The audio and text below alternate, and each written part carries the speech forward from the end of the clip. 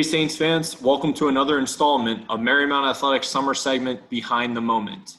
Today we chat with senior men's golfer JD Coffin, who has had a decorated career for the Saints, including a 2019 season that had 2 tournament victories and a runner-up finish in the first ever Atlantic East Championship last spring.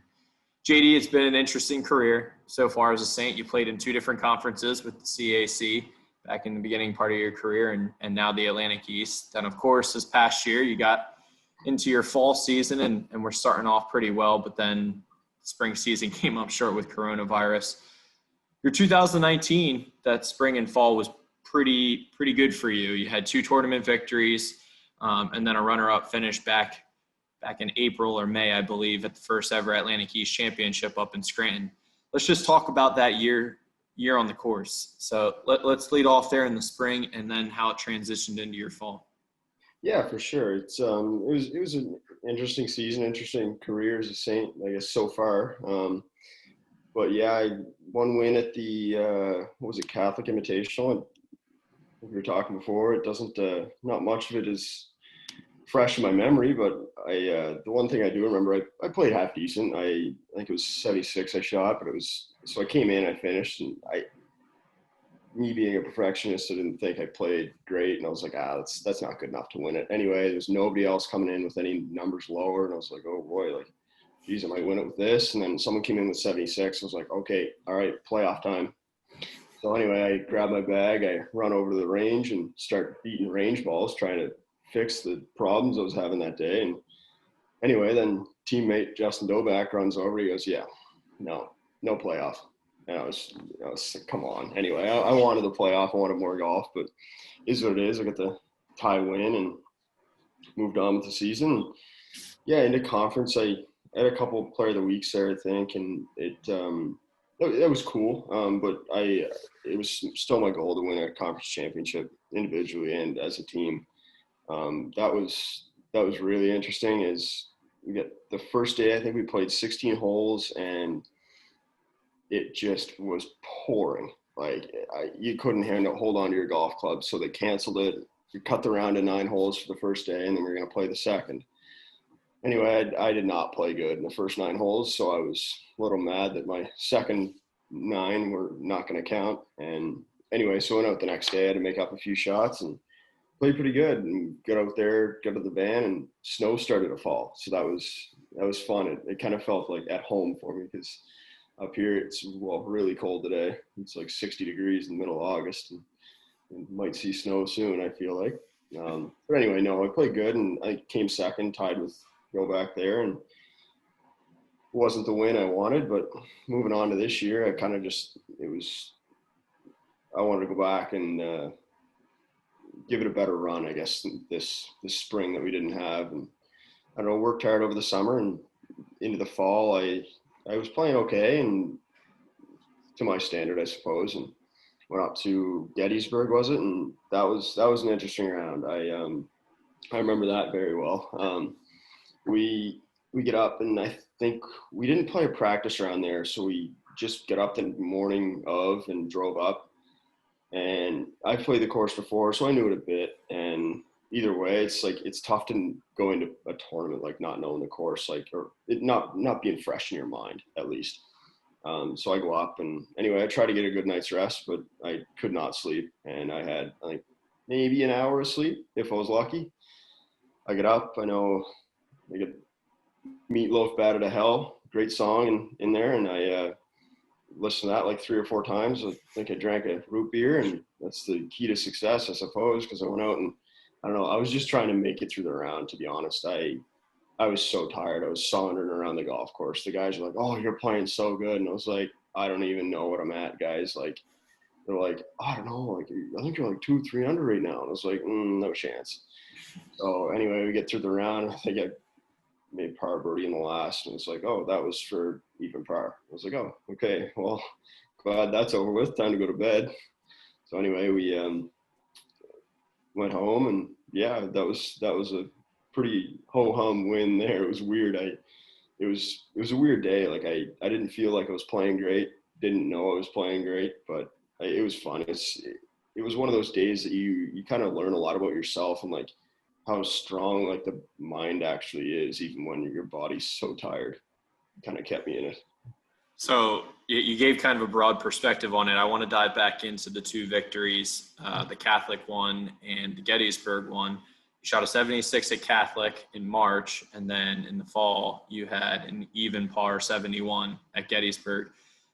Tell us, because obviously most people are kind of like me, we're not that good at golf. But would you prefer one round to win a tournament, or would you prefer a 2-rounder like that Atlantic East Championship was? 2 days, 2 days 2 always. days. I love like 3 and 4 day tournaments, but it's tough, like especially at the college level. You don't have that many days to just run out and play a 4-day tournament every week. But I 2 days are better than one in my mind, because someone can go out and just career it and play good, and anybody can win. It brings so many people into the mix. But 18 holes versus 36, I think it's doubles the time you got to play good. So, yeah. Well, I would hope with the Atlantic East can still growing and adding teams that eventually that will get to like a CAC championship where it's 3 days, and that I would assume is even better for you. Oh yeah, I love those. I love the longer one. So let's talk about that AAC championship up in Scranton. So obviously you never know what type of weather you're getting up in Scranton. Apparently not. Never been. I believe that was early May, or was it late April? I think it was late April. Late April, yeah. Late April, that first championship was last spring. And the first day was torrential downpour. Yeah. It was miserable. And like you said, you got through most of the round, but there was a lot of people behind you, and 9 holes is what they ended up taking for that. And then the next day you had 18. You didn't get the full 36, but you had a good 18 in the snow. So talk about that weather a little bit and how that affected your play, how you battled through it, and still grinded out that second place finish. Yeah, well, geez, I mean, snow is just my element. So no, it was fun. It was the first time I ever played golf in that, surprisingly, but it was kind of cool. It's really, really hard to play in those kind of days when it's miserable weather and it's cold and it's like you just want to be done with the day. But sometimes it's like it's helpful just to get your mind off of golf, because when you're so focused on just grinding out, making pars or bogeys or anything, it's just trying to get through it versus like focusing, worrying about yourself or getting mad at yourself because you hit a bad shot or just stuff like that. Like something like a snowstorm is a little easier to distract your mind from, I guess, a bad shot than a gorgeous day when you hit one of the woods and you got to go walk and find it. And it's interesting, but I guess the harder the times, the easier the mind will like forget about like bad swings and stuff like that. But yeah, it was definitely interesting. It was fun. It was Justin Doback. He played well and he tied me, and I gave him the medal because I felt good. It felt bad for him. I was taking all his player of the weeks. But no, it was fun. It was a really cool week, and it sucks that we didn't get 36 in, but I guess I'm excited for a super senior year to get my final 2 days in as a college golfer. Yeah. This upcoming one will be in southern part of Pennsylvania, so maybe you won't have snow and stuff like that. You never know. Yeah, you never know. All right, yeah, so let's talk about the golfers of the week. You had 3 straight going into that Atlantic East Championship, and then this past year you had a bunch here in the fall too. So you just seem to be firing on all cylinders in 2019. When you got that win against Gettysburg, obviously we didn't know coronavirus was going to hit. Did you feel like you were on a good pace to go into a spring to close out your career? Yeah, definitely. I think Gettysburg wasn't the last one we played this year. No, we played at Gettysburg. I played well there, shot even, and then 2 days later we went to Stevenson's in Upper Cove, Maryland, I think it was. And I think I shot 2 over and came second. So I was rolling off of that. And then we went to the VSGA down at Blacksburg Country Club. Really, really cool course, like old place. But I don't know. I think I played half decent there. And it's just the field was so good. The placing wasn't the best. Is what it is, but I was still rolling. I wasn't too mad about that to finish the fall, and everybody was rolling. We were ready to go. We were super excited to get the spring, and we get a new coach into the spring, so we were excited to get that, and we didn't really know what to expect for a schedule, but all I knew was, okay, a conference championship. Like, everything is going to be prepped for a conference championship. So that's how I was treating it. I was treating it like any other big tournament for myself, and practicing a lot and just mentally preparing myself over the winter and training a bit in the gym. And since coronavirus hit, I haven't been in there much, but we got into one tournament this spring, and yeah, it was interesting. That was crazy. So we drove down to Florida and we played the first practice round, and then the first round, and it was like halfway through. I had a 5-footer for birdie on the 9th hole halfway through the first round, and someone's parents belts out, "Oh my God, the NCAA just shut everything down." I'm just like, what? Like, how do I putt with all this going on, Doug? Like, like, it was just like unbelievable. I was shook. I was so rattled. I was like, I think it was 2 under at the point. Missed that putt, obviously. I'm just blown away. Anyway, I grinded it out. My parents came down. And I was like, okay, once that happened, it's like, this could be my last college tournament. I'm just going to try to enjoy it. So I was trying to enjoy it, but I still wanted to play good. And I did. I think I shot 2 over. I was even through 17. I doubled the last, and I'm still mad at my dad for finding that golf ball in the woods. I would have just regained. But oh well. We ended up playing the second day, and then halfway through the second round, someone says, "Oh wow, I just saw on Twitter that the NCAA granted another year of eligibility for us." So that was great, but I didn't know what my future was going to look like then. We got through that. I think I came second or third in that one, and then at that point it was just like, well, this sucks. Like, this is going to be a long drive home. No more golf this year, and I don't know. It is what it is. We didn't get to play the spring, so I think we're all pretty fired up and ready to go and get back to work for, I guess, next spring now. Yeah. So, I mean, not to put the pressure on you, the trend that you're kind of going right now, you're going to go down as one of the best players in program history. So, with knowing that type of stuff and you being a key part of this team and getting high up on that leaderboard at the Atlantic East Championship, do you feel kind of that weight on your back going into a senior season? No, I like it. I don't know. I like the challenge, honestly. It's knowing that it's like, okay, I just want to keep getting better and keep giving myself a chance to, I guess, be maybe the best to play at Marymount. And I don't know, it's exciting to know that I have another semester, I suppose, of golf left, and some more opportunities that I didn't get to finish this spring. And yeah, I wouldn't say pressure or anything. There's no weight. I'm just lucky to be able to go back and play another semester. And like, it's the reason I'm in the States for school anyway. So I kind of just, like I try to do with the only tournament we played this spring. It's just enjoy it, but play good while enjoying it. So I'm excited. If everybody doesn't understand it from his accent, yes, JD is from Canada. He's currently in Nova Scotia. You said you're playing a lot of golf right now.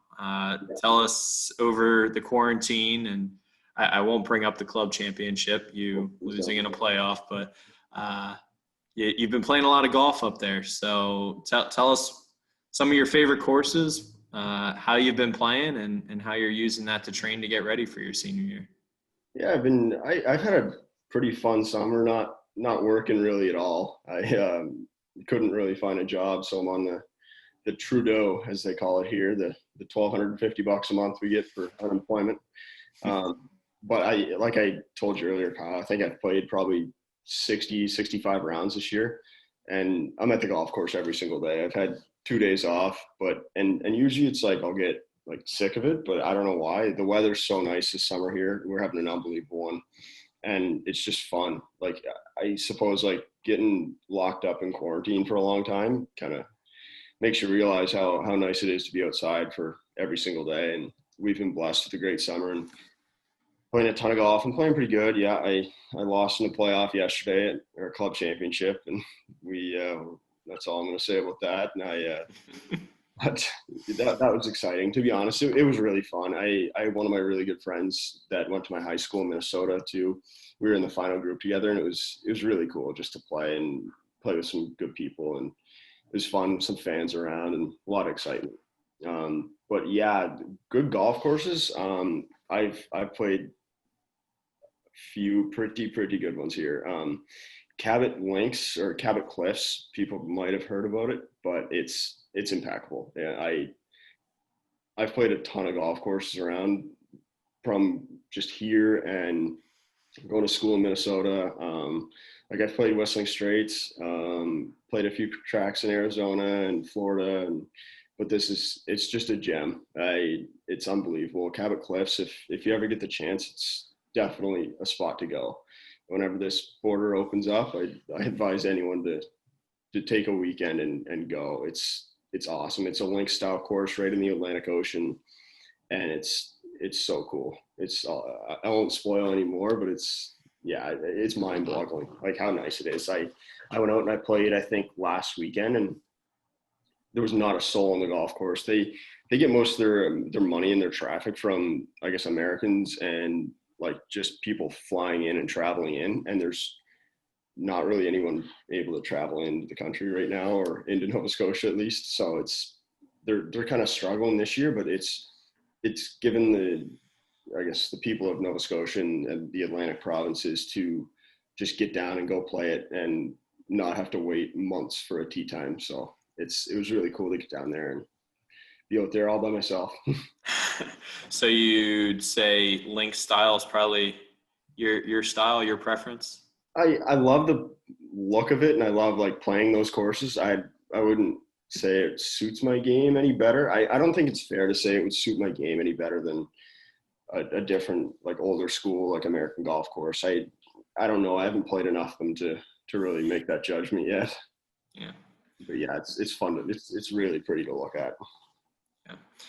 Well, that's all I have today, but I do want to wrap up the conversation as I do with all the other behind the segments, giving you a chance for final comments on this moment, your 2019 year. Maybe give some sort of story that we wouldn't see from our viewpoint on your final results sheet or the stories we post up online. Yeah, I don't know. There's definitely a lot of stories, but I don't know.